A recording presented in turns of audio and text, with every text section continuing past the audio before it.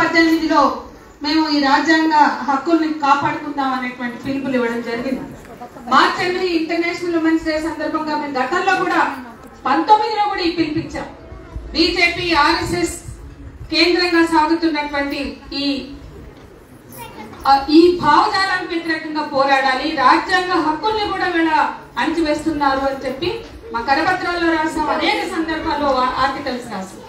ఈ 2022 మార్చి 8 పిలుపు కూడా మనువాద పునరుద్ధరణని ప్రతిఘటిద్దామని, స్త్రీ పురుష సమానత్వం కోసం పోరాడదాం, రాజ్యాంగ హక్కుల్ని కాపాడుకుందామని ఈ సంవత్సరం మార్చి 8 పిలుపు కూడా మేము ఇచ్చాం. మనువాద పునరుద్ధరణ ఈ దేశంలో జరుగుతోంది. మనువాద పునరుద్ధరణని ప్రతిఘటించకుండా రాజ్యాంగాన్ని కాపాడుకోలేమనేది కూడా అసలు 2014 ఒకటి వదిలేస్తే 15 నుంచి కూడా సాగుతున్నది అదే.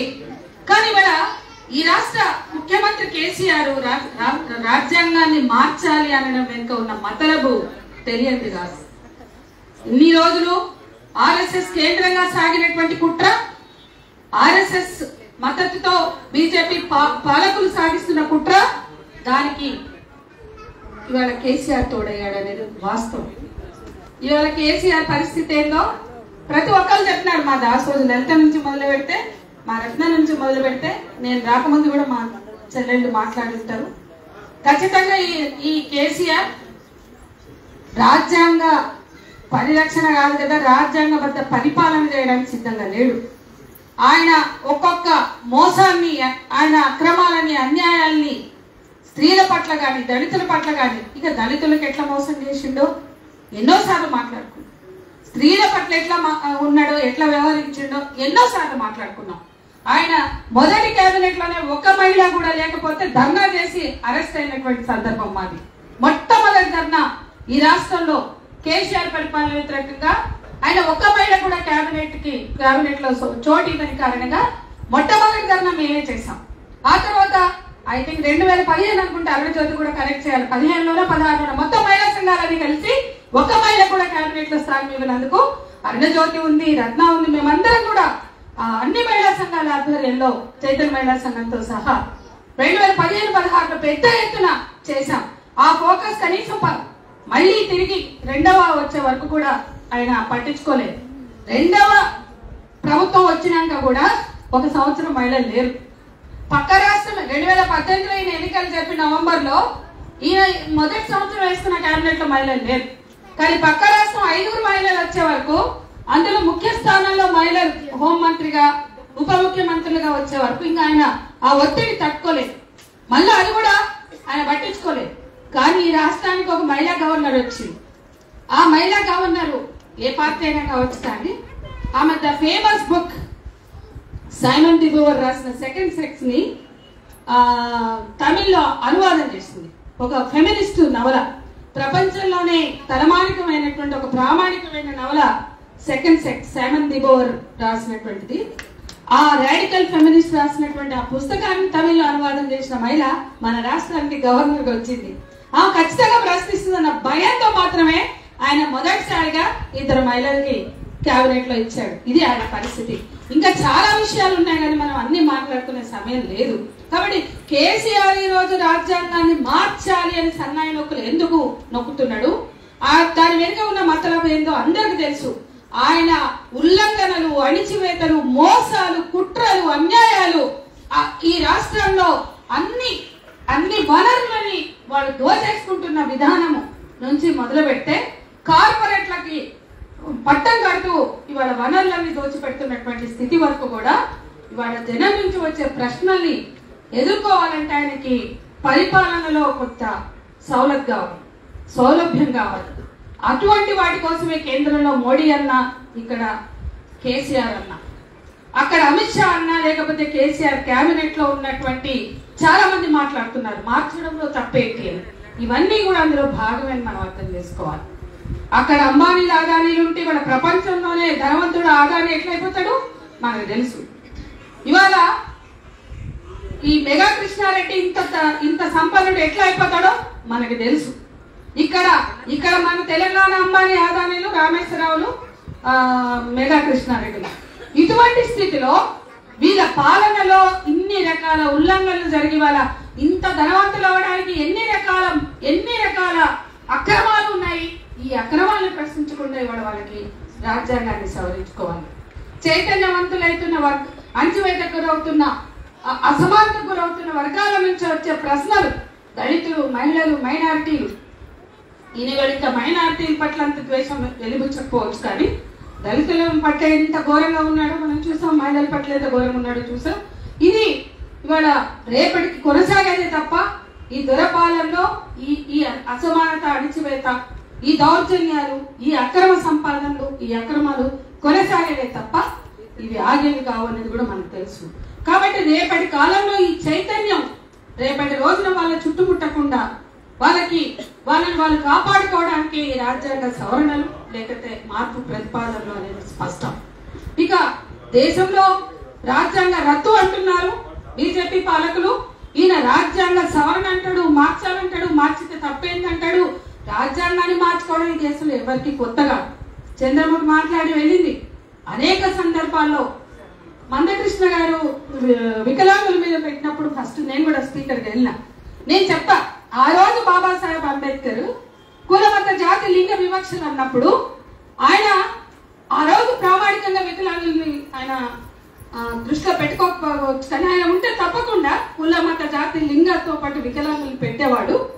ఎందుకంటే పుట్టుకతో వివక్షకి గురి చేయకుండా సమానత్వాన్ని, గౌరవాన్ని ఇచ్చేది రాజ్యాంగం.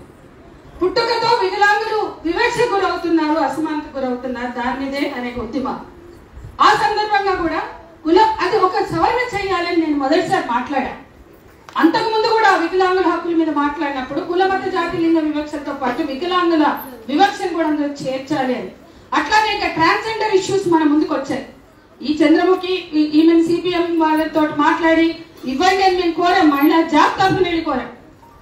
అయితే ట్రాన్స్జెండర్ ఇష్యూస్ కూడా మనకి ఇప్పుడే కొత్త ఒక 10 ఏళ్ళుగా వచ్చాయి మన ముందుకి.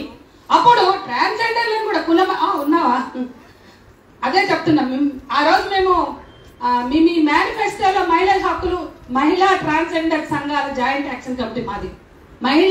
అంటే మహిళా సంఘాల ఐక్య కార్యాచరణని ఎన్నో ఏళ్లుగా దశాబ్దాలుగా చేసిన మేము మహిళా ట్రాన్స్జెండర్ సంఘాల ఐక్య కార్యాచరణగా మార్చుకున్నాం. అంటే ఒక ట్రాన్స్జెండర్ల ప్రశ్నలు ఎప్పుడైతే మన ముందుకు వచ్చాయో, వాళ్ళ హక్కులు ఎప్పుడైతే వచ్చాయో వాళ్ళని కూడా మహిళలుగా గుర్తించాలనే బాధ్యతతో మా సంఘాలని మా ఐక్య కార్యాచరణని మార్చుకుని దాని తరఫున మేనిఫెస్టోకి వెళ్ళినప్పుడు ఆయన తమిళనాడు దగ్గరికి వెళ్ళినప్పుడు మేము ఒక క్యాండిడేట్ ని చూస్తున్నామంటే అప్పుడు మా పక్కన ఉంది ఈ అమ్మాయి, ఇవకి ఇచ్చేయండి అన్నాం. ఆయన ఓకే అన్నాడు, అది అయిపోయింది. అది పక్కన పెడితే నేను చెప్పదలుచుకుంది ఏంటంటే రాజ్యాంగాన్ని ప్రజల హక్కుల్ని స్ట్రెంగ్తన్ చేయడానికి, అణిచివేతకు వివక్ష గురవుతున్న ఆయా వర్గాల హక్కులు కోల్పోతున్న వాళ్ళు, వివక్ష గురవుతున్న వాళ్ళ హక్కుల్ని స్ట్రెంగ్తన్ చేయడానికి రాజ్యాంగ సవరణకి ఎవరు వ్యతిరేకం కాదు. 105 సార్లు సవరణ అయిన రాజ్యాంగంలో ఎప్పుడు వ్యతిరేకించారు, ఎందుకు వ్యతిరేకించారు, ఈ రోజు ఏ ఎజెండాతో ఈ సవరణలు వస్తున్నాయో మనం అర్థం చేసుకోవాలి. రాజ్యాంగ సవరణకి ప్రిన్సిపల్ వ్యతిరేకమా, లేకపోతే రాజ్యాంగ సవరణ పేరుతో హక్కుల హననం, హక్కుల ఉల్లంఘన జరుగుతున్నప్పుడు వ్యతిరేకమా అనేది కూడా మనం క్లారిటీతో ఉండాలి. ఇక అటువంటి ఈ సవరణని ఈ రోజు అటు రాజ్యాంగం మీద గత 5 ఏళ్ళుగా ఏం జరుగుతుందండి దేశంలో, రాజ్యాంగం మీద యూరినేషన్ చేశారు అనేక రాష్ట్రాల్లో. ఏబీవీపీ లాంటి సంఘాలు యుద్ధాలైన జేఎన్యూలో పిల్లలు జైలులోకి పోయారు అది వ్యతిరేకించినందుకు. రాజ్యాంగం చించి పోగులు చేశారు, కాలబెట్టారు, దగ్ధం చేశారు. ఎందుకు ఇంత హేట్రెడ్? ఈ దేశంలో ఒక ద్వేషాన్ని రగిలిస్తున్నారు. దళితుల హక్కుల గురించి, మైనారిటీల గురించి మాట్లాడితే ఆ మాట్లాడే వాళ్ళ మీద ద్వేషం. దళితులు, మైనారిటీలు, ఆదివాసీల పట్ల ఇవాళ ఈ సమాజంలో వాళ్ళు ఏదైతే జనరేట్ చేస్తున్నారో ద్వేషం ఎందుకు వస్తుంది అంటే వాళ్ళు రాజ్యాంగాన్ని కాలబెట్టి వాళ్ళు ఇచ్చిన స్పీచ్లు యూట్యూబ్లో చూడండి. రాజ్యాంగం అర్హత లేని వాళ్ళకి హక్కులు ఇస్తుందంట. ఈ ఆధిపత్య కులాలకు చెందినటువంటి వాళ్ళు, రాజ్యాంగానికి వ్యతిరేకంగా ఉండేవాళ్ళు, రాజ్యాంగాన్ని కాలబెట్టించిన హేట్రెడ్ స్పీచ్లు మనం చూస్తే ఎంత ద్వేషం రాజ్యాంగం మీద వాళ్ళకు ఉంది. ఇది మనం అర్థం చేసుకోవాలి. ఇది చాలా లోతైన సమస్య. రాజ్యాంగ హక్కుల్ని కాపాడుకోవడం, దాన్ని ఇవాళ కేసీఆర్ మాట్లాడినా రేపొద్దున ఎవడు మాట్లాడినా వాళ్ళ లక్ష్యం ఈ రాజ్యాంగం ఏదైతే హామీలు ఇచ్చిందో, ఏ హక్కులైతే ప్రసాదించిందో వాటన్నిటికి వ్యతిరేకం కాబట్టే వాళ్ళ రాజ్యాంగానికి వ్యతిరేకంగా ఇంత విషయాన్ని చిమ్ముతున్నారు, ఇంత ద్వేషాన్ని కలిగి ఉన్నారు, ఇంత ఆ రాజ్యాంగ వ్యతిరేక ప్రచారాలు వాళ్ళు చేస్తున్నారు. ఇక్కడ ఈయన ఒక రకంగా మాట్లాడచ్చు, కేంద్రంలో బీజేపీ పాలిత రాష్ట్రాల్లో ఒక రకంగా జరగచ్చు. అసలు రాజ్యాంగం ఆడబెట్టి ఒక ఆమె బీజేపీ లీడర్, పెద్ద మహిళా లీడర్ షూట్ చేస్తుందా? రాజ్యాంగాన్ని షూట్ చేస్తారా? రాజ్యాంగాన్ని షూట్ చేస్తే దానికి అదేదో రబ్బర్ బుల్లెట్లతో ఆమె షూట్ చేస్తుంది అంటే ఇంత కసి ఎందుకు పెంచుకున్నారు?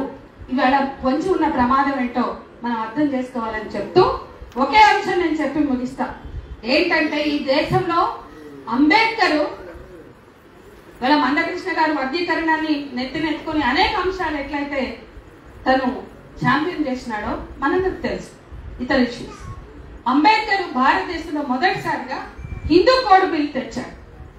ఈ హిందూ కోడ్ బిల్లు చుట్టూ జరిగిన ప్రహసనాన్ని మనం అర్థం చేసుకుంటే ఈ దేశంలో ఆధిపత్య కులాలు వర్గాలు ఎట్లా పితృస్వామిక ధోరణిని కలిగి ఉన్నాయి, ఎట్లా ఆధిపత్య కుల వర్గ ధోరణి కలిగి ఉన్నాయో మనం అర్థం చేసుకోవచ్చు. అంబేద్కర్ రాజ్యాంగం గురించి మాట్లాడుకునేటప్పుడు అంబేద్కర్ రాజ్యాంగం పట్ల గాని రాజ్యాంగం ప్రసాదించిన హక్కుల పట్ల గాని ఎప్పుడు ఎంత వ్యతిరేకంగా ఉంటారో, ఎంత రాజ్యాంగం రాసిన అంబేద్కర్ కి మనస్తాపం కలిగించి ఆయన చట్టసభని వీడి వెళ్లిపోయేలాగా ఆయననే బాధ పెట్టినటువంటి వైనం ఈ దేశంలో ఆధిపత్య వర్గాల కులాలకు సంబంధించినటువంటి చరిత్ర అనేది కూడా మనం మర్చిపోకూడదు.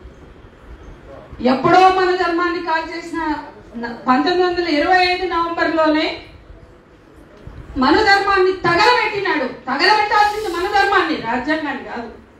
25లోనే బాబాసాహెబ్ అంబేద్కర్ చెప్పాడు.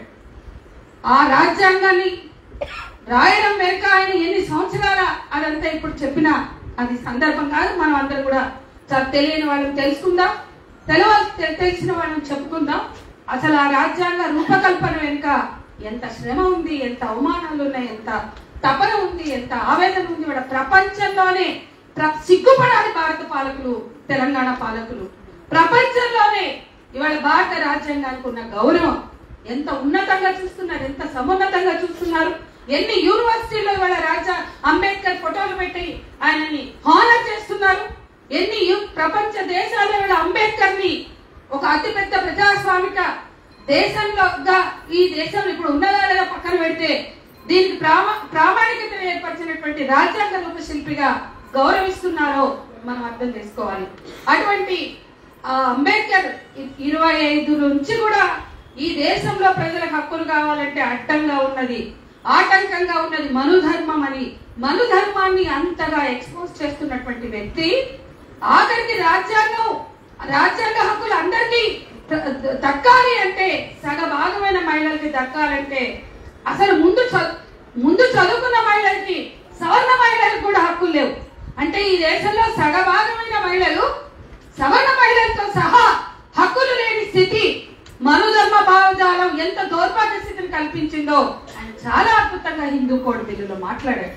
హిందూ పర్సనల్ లా ఆయన ముట్టుకోవడం ఆయన చేసిన ద్రోహంగా ఆయన మీద ఎంత విషం చిన్నారు, ఎంత దారుణంగా ప్రవర్తించారు. అది ఒక పెద్ద ఘట్టం.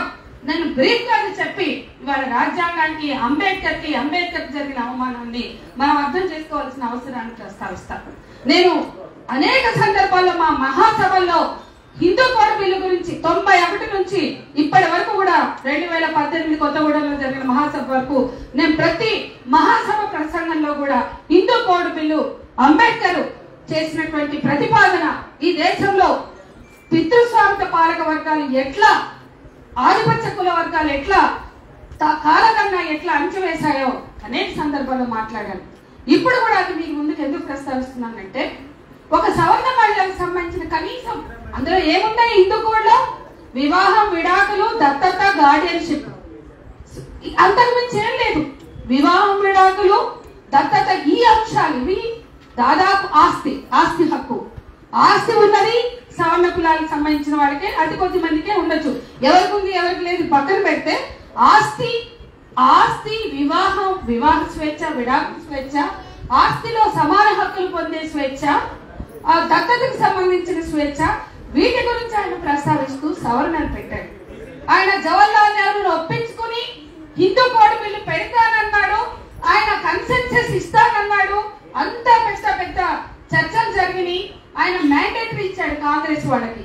మ్యాండేటరీ ఇచ్చి హిందూ కోడ్ బిల్లుకి నేను హామీ ఇచ్చాను అంబేద్కర్ కి, హిందూ కోడ్ బిల్లు అమలు చేద్దాం, హిందూ కోడ్ బిల్లుని తీసుకొద్దాం అని చెప్పి మ్యాండేటరీ ఇచ్చినటువంటి స్థితి తర్వాత ఎంతో కృషి చేసి 2 సంవత్సరాలు హిందూ కోడ్ బిల్లు కోసం కష్టపడి భారత రాజ్యాంగాన్ని అమలు చేసుకున్నాయా 1950 తర్వాత 26 జనవరి రాజ్యాంగాన్ని అమల్లోకి తెచ్చుకున్నాక తన మొత్తం శాయశక్తులు సర్వశక్తులు బట్టి హిందూ కోడ్ బిల్లుని తీసుకొచ్చాడు. ఎందుకు అంటే దేశంలో సగభాగమైన మహిళలకి ఏ హక్కు లేదండి, ఏ హక్కు కూడా లేదు, పెళ్లి హక్కు లేదు, వివాహకు లేదు, విడాకులకు లేదు. ఇటువంటి స్థితిలో అసలు కనీస హక్కుల్ని ఇవ్వాలి, అది రాజ్యాంగ రూపశిల్పిగా నా బాధ్యత అనుకున్నాడు. ఆయన అంత కష్టపడి తెస్తే నెహ్రూ హామీ ఇస్తే ఆ బిల్లు ఎక్కడ పాస్ అవుతుందో అని చెప్పి ఒక కుట్రదారుడు ఆ సర్దార్ వల్లభాయ్ పటేల్ గురించి వాళ్ళు పెద్ద పెద్ద విగ్రహాలు పెట్టి కీర్తిస్తున్నారు. ఆయన పెద్ద కుట్ర చేసిన ఆయన బిల్లు ప్రవేశపెట్టిన రోజే హిందుత్వానికి అపచారం అని ఆయన మాట్లాడిండు. ఆయనతో ఉన్న వాళ్ళందరూ మాట్లాడారు. అక్కడి నుంచి మొదలు పెడితే ఎక్కడ బిల్లు బతికి బట్టగట్టదో అని చెప్పి మొట్టమొదటి రాష్ట్రపతి అయిన బాబు రాజేంద్ర ప్రసాద్ వీళ్ళందరూ కూడా ఆర్ఎస్ఎస్ భావజాలం ఉన్న వాళ్ళే. పివి నరసింహారావు కాంగ్రెస్ లో ఉన్న ఎట్లయితే ఆర్ఎస్ఎస్ భావజాలంతో వివరించిండో వీళ్ళందరూ కూడా ఆర్ఎస్ఎస్ భావజాలం ఉన్న వాళ్ళే. వీళ్ళ దగ్గర ఈ రాజేంద్ర ప్రసాద్ ఒక దౌర్భాగ్యుడు. బాబు రాజేంద్ర ప్రసాద్, సర్వేపల్లి రాధాకృష్ణులు వీళ్ళు నీచ చరిత్ర కలిగిన వాడు. ఈ దేశంలో చదువుల తల్లి సరస్వతి కాదు, అట్లనే చదువుల మహోపాధ్యాయుడు సర్వేపల్లి కాదు, సావిత్రిబాయి పూలే, జ్యోతిబా పూలే. సరే, ఈ అంశం పక్కన పెడితే ఈ రాజేంద్ర ప్రసాద్ అని ఒక దౌర్భాగ్యుడి దగ్గరికి వెళ్ళి వీళ్ళందరూ బట్టి లాబింగ్ చేస్తే ఆయన నెహ్రూ గారితో మాట్లాడతాను అన్నాడంట. ఈయన ఎక్కడ నెహ్రూ మాట వింటాడో అని నెక్స్ట్ టాటా, బిర్లా, మఫత్లాల్, గోయంకా లాంటి పెట్టుబడిదారులను వేసుకుపోయి రాజేంద్ర ప్రసాద్ దగ్గరికి వెళ్ళి ఈ బిల్లు పాస్ అయితే మేమందరం కూడా రాజీనామా చేస్తాం అని చెప్పారు. ఎవరు? ఈ వల్లభాయ్ పటేల్ తో సహా ఉన్న గ్యాంగ్. మొదటి పార్లమెంటు మొదటి 50లో భారతదేశ పునర్నిర్మాణం మొత్తం అన్ని జాతీయకరణ జరుగుతున్నాయి. అన్ని కూడా అంటే దేశ సమగ్ర అభివృద్ధి, దేశ పునర్నిర్మాణం, ఇంకేదో ఇక బ్రిటిష్ ఆడిపోయినాక వీళ్ళ హయాంలో జరిగే అన్ని నిర్మాణాలు మొత్తం పార్లమెంట్ కూలిపోతుంది. అంటే మన దాంట్లో ఏముంది అంటే వీళ్ళు వ్యతిరేకిస్తే అంటే ఇక్కడ మెజారిటీ పార్లమెంట్ లో ఉంటుంది, కానీ రాష్ట్రపతి సంతకం చేయకపోతే ఆ బిల్లు వీగిపోతుంది. బిల్లు వీగిపోతే పార్లమెంట్ కూలిపోతుంది. అంటే ఎక్కడికి బెదిరించారు వీళ్ళంటే ఏముందండి, దేశంలో సగభాగమైన మహిళలకి వివాహం, విడాకులు, ఆస్తి హక్కు ఈ 4 ఇస్తానంటే ఆ రాజేంద్ర ప్రసాద్ అనే నీచుడు ఏమంటాడంటే మీ పార్లమెంట్ లో బిల్లు నెగ్గినా నేను దాన్ని సంతకం చెయ్యను అని స్టేట్మెంట్ ఇచ్చారు. ఒక రాష్ట్రపతి ప్రకటించాడు హిందూ కోడ్ బిల్లు మీద, ఈ బిల్లు నెగ్గినా కూడా నేను సంతకం చేయనంటే ఆ బిల్లు వీగిపోతాను. ఆ వీగిపోయే బిల్లు వలన పార్లమెంట్ కూలిపోతే మా పెట్టుబడులు ఏమైతే అని ఆయన టాటా పాపం కొంచెం మాట్లాడేదంట. కానీ గోయంకా, మఫత్లాల్ ఇంకా చాలా ఆ టీంలో ఉన్నవాళ్ళు మనం బ్రౌజ్ చేస్తే అన్ని తెలుస్తాయి. వీళ్ళందరూ కూడా అంటే ఈ దేశ మహిళల హక్కులకి ఈ దేశ పెట్టుబడిదారులకి ఉన్న సంబంధం ఏంటి, ఈ దేశ మహిళల కనీస హక్కులకి వల్లభాయ్ పటేల్ లాంటి వీళ్ళందరికీ ఉన్న సంబంధం ఏంటి, ఇవన్నీ కూడా మనం అర్థం చేసుకోవచ్చు. అక్కడ కట్ చేస్తే నెహ్రూ అంబేద్కర్ ని పిలిచి అంబేద్కర్ జీ బిల్ వాపస్ లీజీ అన్నాడు. ఎందుకన్నాడు అంటే అక్కడ పెట్టుబడిదారులు మేము పెట్టుబడులు పెట్టాం, బాక్రా నంగల్, నాగార్జున సాగర్, ఉక్కు ఫ్యాక్టరీలు ఇంకా చాలా పెట్టిండ్రు కదా, ఇవన్నీ మా పరిస్థితి ఏందని వాళ్ళు అడుగుతారు. మీ పార్లమెంట్ కూలిపోతే ఎందుకు అంటే వల్లభాయ్ పటేల్ లాబీ, అట్లనే రాజేంద్ర ప్రసాద్ రాష్ట్రపతిగా ఒక అప్రజాస్వామికంగా వ్యవహరించిన ధోరణి వలన మహిళల హక్కులు అంటే వాళ్ళకి ఎంత విషం చిమ్మారో మనం తెలుసుకుంటే ఆ బిల్లు వెనక్కి తీసుకోవడానికి అంబేద్కర్ ఒప్పించారు. అంబేద్కర్ మనస్ఫూర్తిగా ఒప్పుకోలేదు. ఆయన ముందు లా మినిస్టర్ రాజీనామా చేసి ఆఖరికి ఎంపీగా కూడా ఆయన వీడి వెళ్ళిపోయాడు. ఆయన ఎంత మనస్తాపానికి గురయ్యాడు అదంతా కూడా నేను ఇప్పుడు చెప్పను. కానీ ఈ దేశ రాజ్యాంగ రూపశిల్పి బాబాసాహెబ్ అంబేద్కర్ మనస్తాపానికి గురయ్యేలా చేసినటువంటి ఒక హిందూ కోడ్ బిల్లు వెనుక ఉన్న కుట్రని, ఆధిపత్య కుల వర్గ స్వభావాన్ని, పితృస్వామిక స్వభావాన్ని మనం అర్థం చేసుకోవడం ఇక్కడ ముఖ్యం. అప్పటి నుండి ఇప్పటి వరకు కూడా భారతదేశంలో హిందూ కోడ్ బిల్లు పట్ల జరిగిందే 1/3 రిజర్వేషన్ బిల్లు పట్ల. 25 ఏళ్ళైంది మహిళా రిజర్వేషన్ బిల్లు ప్రవేశపెట్టి 96లో ప్రవేశపెట్టారు. బిల్లు ప్రవేశపెట్టిన రోజు ఈ దేశంలో మహిళలందరూ సువర్ణాక్షరాలతో లిఖించుకోవాల్సిన రోజు అన్నారు. ఇంకా ఆ సువర్ణాక్షరాలతో లిఖించుకోవాల్సిన రోజు రాలే. 25 ఏళ్ళైంది మహిళా బిల్లు పెట్టి. ఇవాళ ఏ బిల్లుకు అవసరం లేని ఏకాభిప్రాయం మహిళా బిల్లుకే తప్పనిసరి. ఎందుకు? ప్రజల జీవితాన్ని చిన్నాభిన్నం చేసే బిల్లులు, విధ్వంసం చేసే బిల్లులు, ఎన్నో బిల్లులు నామమాత్రపు మెజారిటీతో ఆమోదించుకున్న చరిత్ర ఈ పార్లమెంట్ కున్నప్పుడు మహిళా బిల్లుకు వచ్చే వరకే ఏకాభిప్రాయం ఎందుకు తప్పనిసరి అంటున్నారో మనం అర్థం చేసుకోవాలి. అందుకని హిందూ కోడ్ బిల్లు నుంచి మహిళా రిజర్వేషన్ బిల్లు వరకు కూడా, ఈ మహిళా రిజర్వేషన్ బిల్లు వెనుక ఉన్న చరిత్ర కూడా ఇవాళ ఈ దేశ పాలకులు 18 సంవత్సరాలు ప్రధానమంత్రిగా ఉన్న ఇందిరాగాంధీ కూడా మహిళల కోసం ఏ ఒక్క చట్టం చేయలేదు. మహిళల కోసం అడగకుండా, మెజారిటీ మహిళలు అడగకుండా చేసింది ట్రిపుల్ తలాక్ చట్టం ఒకటే, ఇంకేమి లేవు. అందుకని అది కూడా ఎందుకు చేశారో మనకు తెలుసు. మైనారిటీలని, వాళ్ళని ఎక్స్పోజ్ చేయడం, వాళ్ళ పట్ల నెగిటివ్ ఇంప్రెషన్ క్రియేట్ చేయడానికి మాత్రమే. అట్లా ఇందిరాగాంధీ 18 ఏళ్ళు ఉన్నా కూడా మహిళల కోసం ఒక చట్టం చేయలేదు. అన్ని మహిళా ఉద్యమాలు సాధించుకున్నవే, అన్ని మహిళల పోరాటాలతో మహిళా సమూహాలు సాధించుకున్నవే. బీజింగ్ కాన్ఫరెన్స్ లో మేము పెద్ద ఎత్తున, లక్ష్మికి తెలుసు, మేమంతా టీమ్ గా వెళ్ళాం.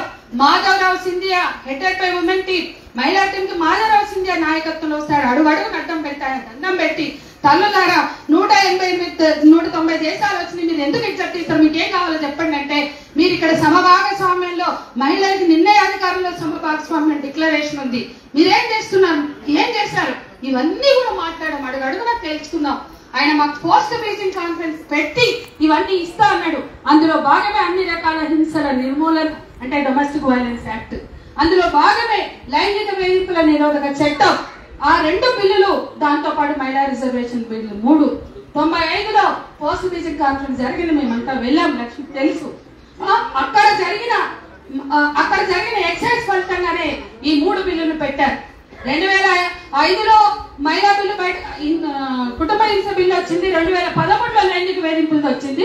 2022 కూడా మహిళా రిజర్వేషన్ బిల్లు రాలే, పెట్టడం 96లో పెట్టారు. మొత్తలు ఆ బిల్లునే ప్రవేశపెట్టారు అన్నిటికన్నా ముందు.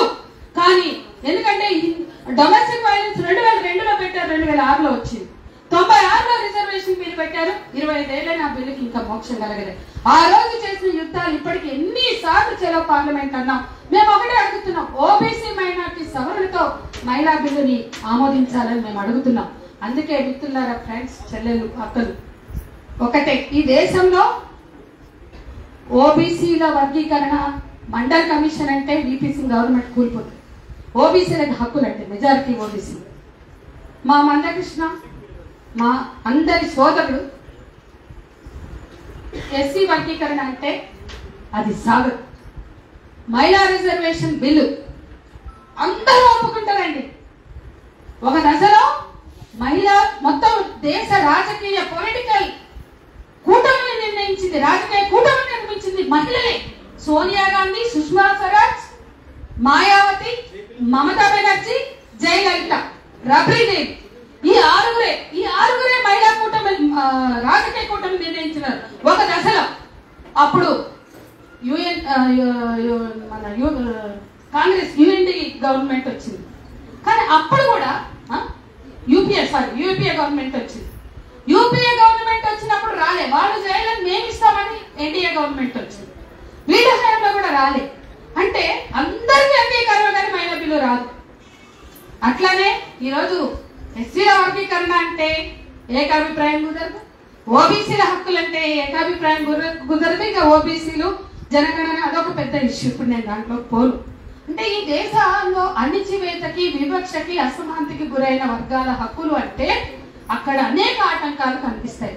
రాజ్యాంగం ఇచ్చిన హామీలు, రాజ్యాంగబద్ధ హామీలు అక్కడ ఉన్నా కూడా వీళ్ళ హక్కులు వీళ్ళకి ఇవ్వడానికి ఇష్టం లేని వాళ్ళు, మనువాద భావజాలంతో వ్యవహరిస్తున్న వాళ్ళు, ఆ ఆటంకం కూడా, అంటే ఆ రాజ్యాంగం ఇచ్చేటువంటి కాన్ఫిడెన్స్, ఆ రాజ్యాంగం ఇచ్చిన భరోసా, ఆ రాజ్యాంగం ఊతంగా ఆసరాగా మారి ఈ హక్కుల ఆ ఊసర ఆ ఆసరా ఆ రకమైన భరోసా లేకుండా, ఆ ఊరట లేదా ఆసరా లేకుండా ఈ ధైర్యాన్ని కూడా తీసేసే పనే ఇవాళ రాజ్యాంగ వ్యతిరేక ప్రచారం, రాజ్యాంగ రద్దు ప్రతిపాదన, రాజ్యాంగ సవరణ ప్రతిపాదన.